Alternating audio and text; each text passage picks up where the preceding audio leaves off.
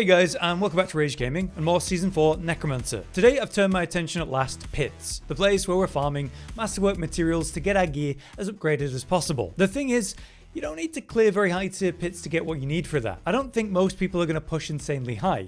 At best, most people are going to clear around, 60 to 70s just to get what they need, the materials. And that's, what I've been doing while focusing on other things. Maybe you'll go a bit further for the sake of the achievement. You get one called Final Precipice when you clear a tier 100. So today I've got a build to achieve exactly that. And you'll do it very comfortably too. This is indeed Minion Necromancer with a focus on golem damage, but it's a setup for pit pushing. Basically, in the higher tiers, you need to be able to deal enough damage specifically to the boss, because everything else is not really a concern, elites or mobs or whatever. Before you get to really high tiers, it's just not a problem. It's the massive health bar the boss has at the end.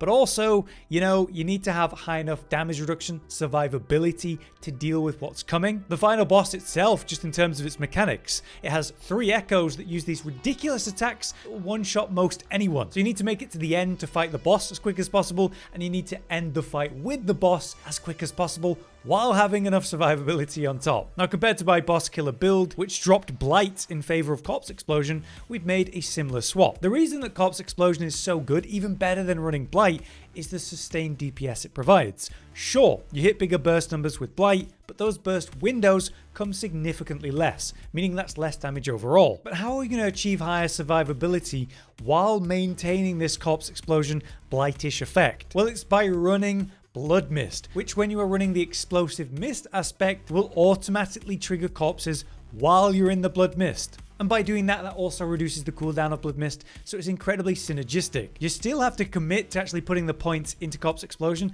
to make it a blighted version, but you don't actually need it on your bars, and you can just run Blood Mist. While you're in your mist, you're also, of course, immune to damage because it's iframes. You'll be triggering your Corpse Explosions, so you're spreading the blight style pools, stacking up your Shadow Blight for the big DPS. Your minions are still able to attack like normal. Further, when we're running Decrepify in the build, as usual, just like old Infinite Mist, you have that chance to reset cooldowns, such as Blood Mist, through your various sources of damage. So during the dungeon clear part of the pit, you're actually able to maintain Blood Mist very often, because you spread Decrepify on many targets, it's resetting your cooldowns really quickly. Sure, it's not as constant as true Infinite Mist build that really leans into that, but it's seriously impressive for this purpose. This defensive skill becomes also an offensive tool, and because it's spawning corpses, you get the perks of Gravekeeper, that glyph, and you have more corpses for whatever purposes you have. You might be wondering though, if you're looking for a defensive, why not run Bone Storm instead? Well, it basically means you have to change a lot. Army of the Dead is obviously a massive DPS increase, and you can only have one ultimate. Now, Bone Storm is good. The 20% crit strike chance increase is fantastic, and the damage reduction it provides. Further, there are aspects to turn it into a shield or even make it a darkness skill,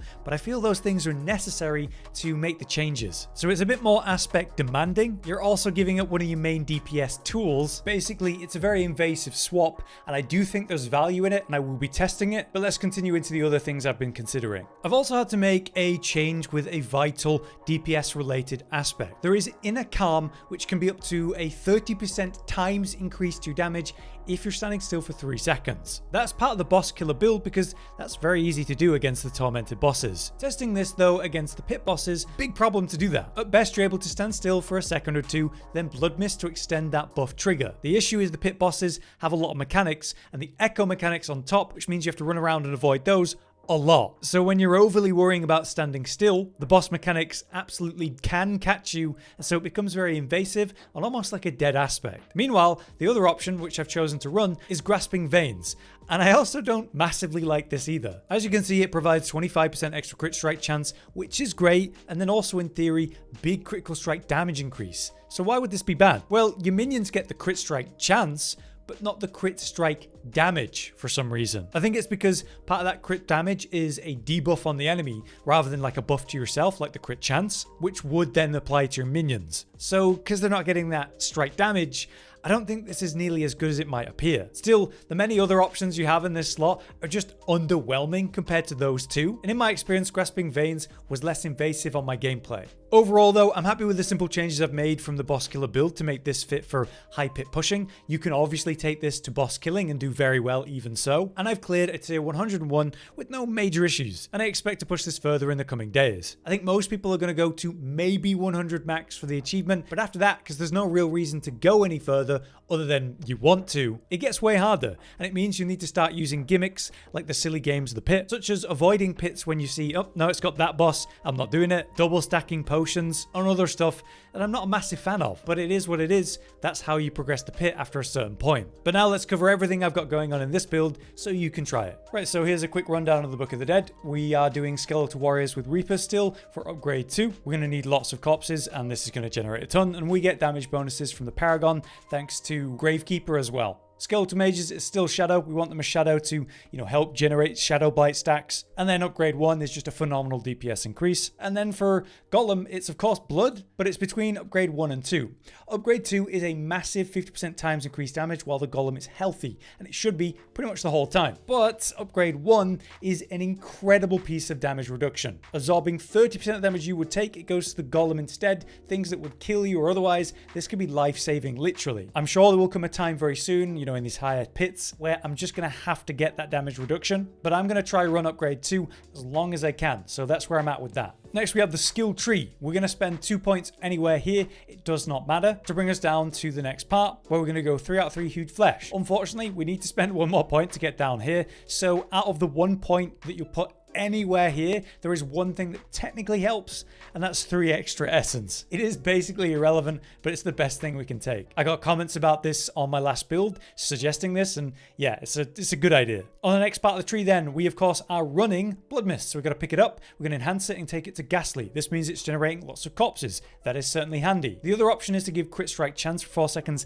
after you Blood Mist. It's not bad, but because we're running Gravekeeper, this is a big damage increase, and obviously we're using corpses, so I prefer that. As I've explained, we're still using Corpse Explosion by using Blood Mist, so we gotta actually put points into it. We pick up the actual ability and then go to Blighted to mean that it's generating the shadow damage. For the rest, it's standard stuff. 1 point Grim Harvest so we can get to 3 out of 3 Fueled by Death, maxing out Skeletal Warrior Mastery. I have 2 points in Spiked Armor. As I've explained before, this is to get to the cap. You need about 9,300 armor. So you get that from your armor pieces, as well as maybe tempering as well, depending on what you need. And as Necromancers, we do have this awesome thing, Spiked Armor, to get 5% times additional armor per level. You might need 0 levels in this. You might need 3. As you can see, when I take a single point out from 2 to 3, I go below the cap. So right now, I need 2 out of 3. And as soon as I don't need 2 out of 3, I'll go to 1 out of 3. On the next tree then, we are running, of course, 5 out of 5 Decrepify. The reason for this is that you get almost 4% more damage reduction to those applied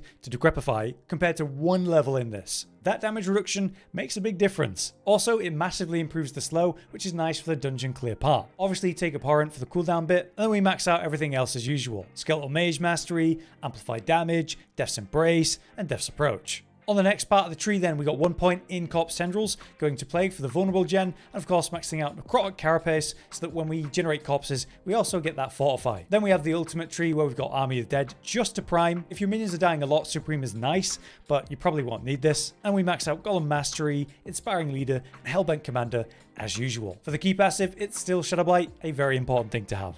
Next, we have the Paragon. I'm going to be pretty quick on this because it's pretty much the same as the boss killer board. I kept Amplify instead of bringing back Control. And the reason for that is because the boss matters, and that's the problem in these higher pits. Clearing the dungeon part is completely fine, so I don't need the extra damage of Control against CC targets. Amplify actually makes a big difference in the DPS you deal to the boss at the end, so I prefer that and I keep it in the start. This is where I spend my points on the starter board. I'll just zoom out so you can see that. Putting a bit more focus on maximum life because I've achieved, my maximum res. And as I go higher pits, I may rework my Paragon more aggressively to give me more damage reduction, or say just get me more health. I know of a couple ways I could probably get about 8, maybe 10% more health, and that's going to be pretty big if I need it. But for now, at tier 100, it's fine. Second board, as usual, Cult Leader, and then with the glyph, it's still Dead Razor. This is how I spend my points here to achieve that. Then we come to the third board. This is still Hulking Monstrosity, of course, with the all-important Corporeal for the big damage buff that provides, and the bonus to the magic nodes,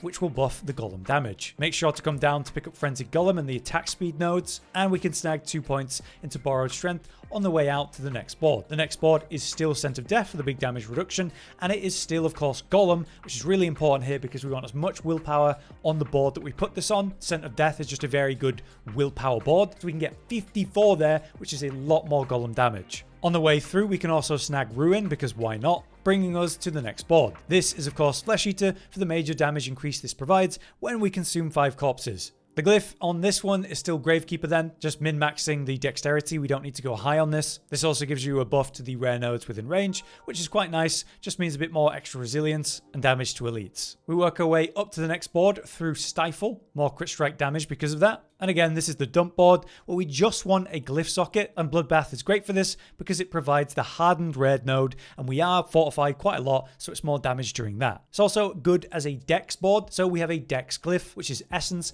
for the critical strike damage. And yeah, that's the Paragon. Not much has changed, with slight more focus on health. And as I go higher, again, I'm thinking of reworking it. The board I'm thinking about working in is the Bone Graft board because it's got a big health node there. But for now, again, this is doing great. This brings us to the long section, which is the gear section. I'm going to be as quick as I can. Starting with aspects from the top down, it's still a cult on the head chest piece. We have the damage reduction hardened bones. That could be on your legs. It doesn't matter. It's just a defensive slot. Reanimation on the gloves, because we are still running Unyielding Commander on the amulet, because this provides better burst during the Army of Dead, which is what we need to kill the boss at the final bit of the pit. Just like the boss killer build in the same reasoning. On the legs, we have Blood Getters for the big skeletal priest buff, and we have dropped that aspect, Aphotic, which would previously make the warriors also have shadow damage, which is nice, but we need to give up a slot to allow for Explosive Mist, and since it can go on boots, that's very uninvasive, which is quite nice. So Explosive Mist on the boots, still Blighted on the two-hand weapon, again Scythe for the higher damage per second. The attack speed being slow on this doesn't matter at all. As I've shown on the amulet, it's still Unyielding Commander for the big burst that provides during the Army of the Dead use. And then for the rings, as I've talked about in the intro, we're now running Grasping Veins instead of Inner Calm. I still like Inner Calm if you can get away with it, but it's just so invasive. You have to pay attention to standing still as much as you can, and those echoes in that fight, you just gotta run around a lot. Lastly though, it's Frenzy Dead, as you might have expected. The big attack speed bonus to the minions really matters. So let's talk about the affixes. Be aware that on your defensive slots, whether that's your head, your chest, or your legs, you need to reach the armor cap, as I talked about in the skill tree section. For me, that means I've got the armor on my helmet, but you could place that wherever. Your priorities on defensive slot outside of making sure you have that armor is intelligence, max life, and whatever relevant damage bonus you can get. So on the chest piece, that's Golem Mastery. On the legs, that's Skeletal Mage Mastery. You can actually get Warrior Mastery on your boots, so that's a nice thing to get, but you need to have that armor, as I've mentioned. The main thing is that your chest has Golem Mastery at the highest levels you can get. I just cannot find Golem Mastery on a greater affix to save my life. For the gloves, it's an offensive slot, so it's attack speed and crit strike chance, the most important things, and then the third thing. On the gloves, again, that's Skeletal Mage Mastery. There's the legs, which we've just shown, Intel Max Life Skeletal Mage Mastery, and then we have the boots. Intelligence, maximum life, that's important. On the weapon, it's still intelligence, max life, and raw damage is the best things. The amulet is crit strike chance, attack speed, and hellbent commander levels. That's what you're looking for. I just happen to have max life. And then we have the rings. You want attack speed, crit strike chance, and max life as your affix goals. Right, so that brings us to tempering. As per usual, you want to increase your corpse, tendril, and decrepify size as part of tempering. So you have that on your helmet, chest, gloves, legs, and boots. You want that at a 3-2 ratio. I give 3 to corpse tendrils and 2 to decrepify, but it's not the end of the world if you've got it the other way around. On the helmet then, we have max life. On the chest, I've got total armor just to get me over the armor cap, as I've been saying. That's the one I have to do. On the gloves, it's an offensive slot, so golem damage is the priority. On the legs, we have max life again. And on the boots, we want movement speed. I have after killing an elite. It's not optimal, but it's fine. On the weapon, I've got minion attack speed and golem damage. Golem damage is the most important thing there. Minion attack speed is very good because you want to reach the breakpoints for Cult Leader. This is giving me an extra 27.9%, so it's really pushing this number higher. Without going into tons of detail for the video at this point, Cult Leader, the legendary node, is giving you a massive damage bonus per 20% of extra attack speed bonus your minions have. So minion attack speed combined with my own attack speed bonus is providing a lot to that. And on top of that, we have have Frenzied Dead to push it even further. Because of Frenzied Dead, at this point I could probably pull back on the attack speed that I have because I'm over the 100% you need at this point. And then we have your jewelry, which should all be Golem active cooldown reduction and Golem damage. You'll see that I've got that on my amulet and both rings. That's just like the optimal best output you can get. For Masterworking, your most important target is just raising the Golem mastery level. That's priority number 1. And second to that, you want to raise your attack speed and crit strike chance. For your amulet, you want to raise Hellbent Commander as the priority. And outside of that, I would say just Golem damage, raw damage. These are all just good to bump. But the most important thing to Masterwork is Golem mastery levels on your chest and then Commander on your amulet. For a very brief, because I've talked about it quite a lot recently, gameplay guide, you basically want to get your Shadow Blight stacks to 10 and your Corpse Eater procs to 5 at the same time. Then you can just pop Army the Dead and go to town on the target, spamming Golem Slam as much as you can. Obviously during that, you want to Corpse Tendril, Decrepify and raise Skeleton to maintain the various buffs those provide, so you're as juiced up as you can be for the Golem Slam spam. Also be aware that the Elixir of Holy Bolts is absolutely busted and is causing massive bursts of damage from Minion Necromancer for some reason, so it's the one you want to run while that bug is still going. But there you have it. That's my first pit pushing build with a tier 101 under my belt to showcase it. I think the next 10 to 20 tiers are very possible, but it's going to be slower going and going to really require proper consideration to get the DR I'm going to need. So I may come back with an update with that in mind for those of you who are interested in going as far as you can, even if, yeah, there's no massive real reward. For now though, I've been Hollow, you've been you. Thanks for watching. Josh, Cotton, and Hollow with the videos, dropping the humor like a hammer on your tippy toes, bringing entertainment on a daily arrangement to take our insanity and turn it into entertainment. Yes, I said entertainment twice, to reiterate that it is nice to look into your faces on a mostly daily basis when you let us in your homes to make the whole world a stage. Goodbye.